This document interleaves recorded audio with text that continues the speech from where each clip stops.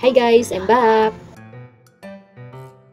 O di ay kalamonggay guys, hinarvest na to sa tanom sa atong silingan. Ang kahong gisugo nga mga jud kalamonggay, karon arang daghanay gikuha. Murag nakatag-idya uroy og tanom.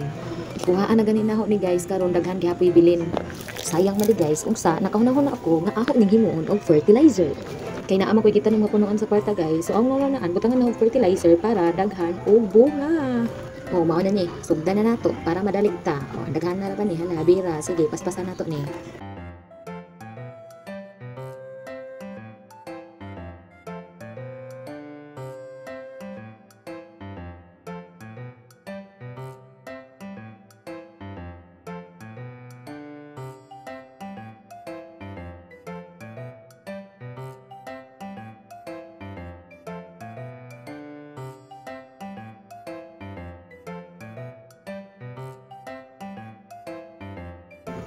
Dalion guys kay katugo, nagjukuan ni guys wa na.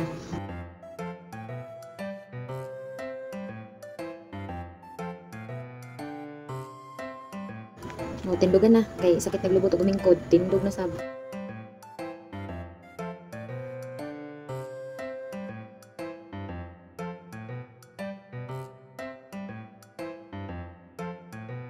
Nahuman ra jud after 1 2 3 4 5 6 7 8 19 years.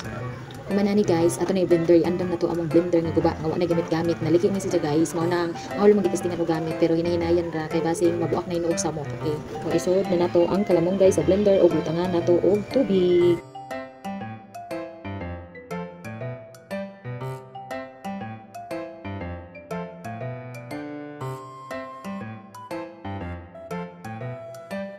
Ato nang isaksak ang blender nga guba, testingan nato og okay pa ba? Hala, sige. O abi na ni gana. Sige, pero mo jud gani kay gana na pero hinahinayan ra si jadi. Pwede paspason kay basing mo samot ang liki. Nana mo gud liki, mao nang ginahinayan ra nako.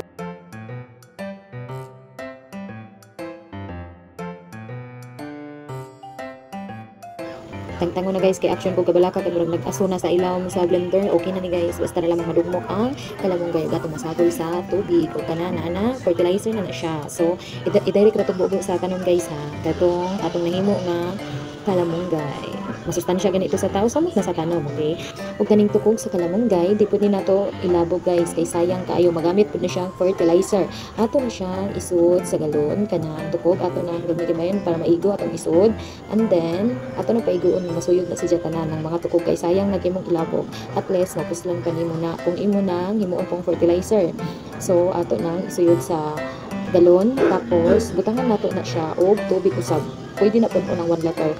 Butangan nimo og tubig tapos imo i-overnight na siya og stock. And then pagka ugmaan na, pwede na nimo ibubo sa imong mga tanom. Good as fertilizer na siya. So mapuslan nato kanang wa tay masayang, okay?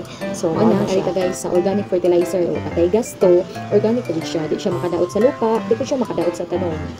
So mas maayo na yung ani-anaro na to ang atong paggamit ng organic fertilizer. So napuslan gihapon ang akong kurso ay dili ay siguro kurso, murag man siguro ko graduate and college ni.